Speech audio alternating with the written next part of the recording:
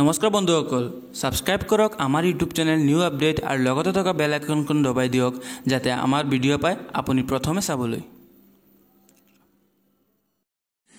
যোৱা 30 জুলাইত প্ৰকাশিত এনআৰচিৰ লৈ পুনৰ সৰব হৈ উঠিছে উচ্চতম ন্যায়ালয়ৰ জ্যেষ্ঠ অধিবক্তা উপমন্যু হাজৰিকা।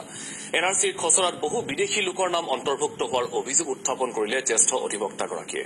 ইমানতে ক্ষান্ত নাথাকি এনআৰচি অনিয়ম জাতীয় দল সংগঠন তথা ৰাজ্যৰ মুখ্যমন্ত্ৰীগৰাকীয়ে নীৰৱে চাই থকা বুলিও ক্ষোভ উজাৰিলে উপমন্যু হাজৰিকাই।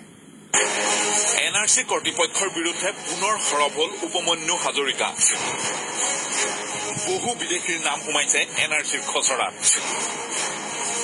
বদনৰ ভূমিকা লৈছে জাতীয় সংগঠন মুখ্যমন্ত্ৰীয়ে। ৰাষ্ট্ৰীয় নাগৰিকপঞ্জী উন্নীতকৰণত ৰৈ যোৱা অসংখ্য ভুল ত্ৰুটিৰ বিৰুদ্ধে পুনৰ সৰব হৈ পৰিছে উচ্চতম ন্যায়ালয়ৰ জ্যেষ্ঠ অধিবক্তা উপমন্যু হাজৰিকা।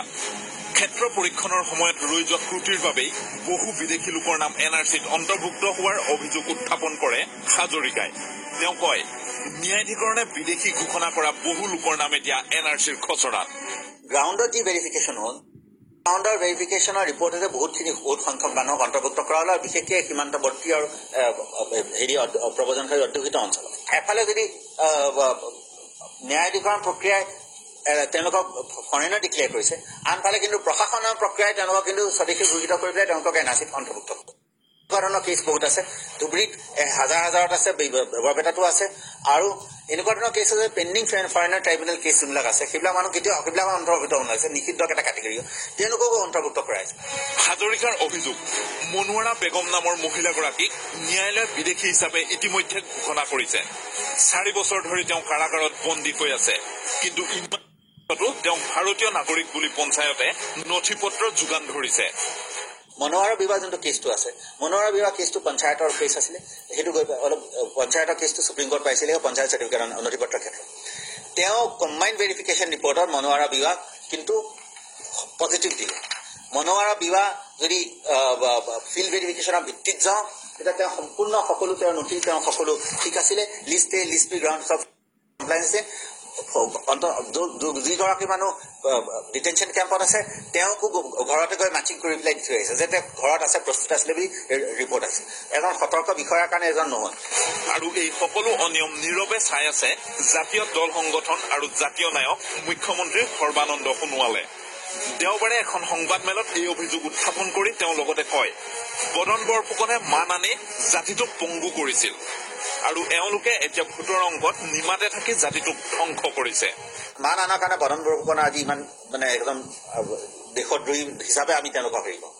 এতিয়া উল্টা হ'ব, যদি এইকেইজন নেতাই এই প্ৰক্ৰিয়াটোত তেওঁলোকে সহযোগ কৰে, এনআৰচিত এনেকুৱা এখন এনআৰচি খচৰাখন ফাইনেল হ'বলৈ, তেতিয়া বদন বৰফুকন দিব যে তেওঁ এইকেইজন নেতাৰ নিচিনা সেই সময়ত আছিলে। আজি 27 দিন হৈ গ'ল, আমাৰ সকলো জাতীয় নেতা যি অসম চুক্তি ৰূপায়ণ কৰি পেলাই আজিলৈকে তেওঁলোকে নিজৰ কেৰিয়াৰ বনালে, মুখ্যমন্ত্ৰীৰ পৰা আদি কৰি সকলোৱে প্ৰফুল্ল মহন্ত নিমাত।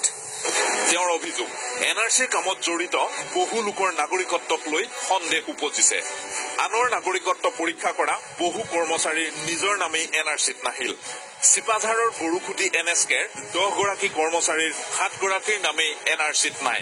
গৰুখুটি NSK আছে চিপাঝাৰত, সেই NSKটোত 10জন ফিল্ড লেভেল অফিচাৰৰ 7জন এনআৰচিত অন্তৰ্ভুক্ত। খাইৰুল ইছলামৰ কেছটো বাৰু সকলোৱে জানে, এনেকুৱা কিমান কেছ আছে। আমাৰ এটা কথা হৈছে কি, এই যোনখিনি বিসংগতি আছে আমি শুধৰাব নোৱাৰোঁ। ইয়াত আমাৰ চৰকাৰী দায়িত্ব ল'ব লাগিব, মুখ্যমন্ত্ৰীয়ে দায়িত্ব ল'ব লাগিব যে এই প্ৰক্ৰিয়াখিনি এইখিনি বিসংগতি আছে, এইখিনি কথা স্বয়ং ক'ব লাগিব যে এইখিনি আমি শুধৰণি কৰিব লাগিব, ৰিভেৰিফিকেশ্যন কৰিব লাগিব, বিশেষকৈ সীমান্তৱৰ্তী জিলাত। আৰু এনআৰচি উন্নীতকৰণত ৰৈ যোৱা এনে বহু ত্ৰুটি পুনৰ নিৰীক্ষণৰ বাবে ৰেজিষ্ট্ৰাৰ জেনেৰেল অৱ ইণ্ডিয়া আৰু প্ৰতীক হাজেলাক স্মাৰক পত্ৰ দিছে উপমন্যু হাজৰিকাই। তেওঁৰ মতে, বৰ্তমানৰ গতিত এনআৰচিৰ কাম চলি থাকিলে অসম কেতিয়াও বিদেশী মুক্ত নহয়। কেমেৰা পাৰ্চন নমস্কাৰ অসমবাহী ৰাইজ, সাবস্ক্ৰাইব কৰক আমাৰ নতুন অসমীয়া ব্লগিং চেনেল অসমীয়া ব্লগছ নামৰ এই চেনেলটো। ভিডিঅ'টোৰ ডেছক্ৰিপশ্যনত দি দিয়া হ'ব লিংকটো। প্লিজ লাইক কৰিব, শ্বেয়াৰ কৰিব আৰু কমেণ্ট কৰিব।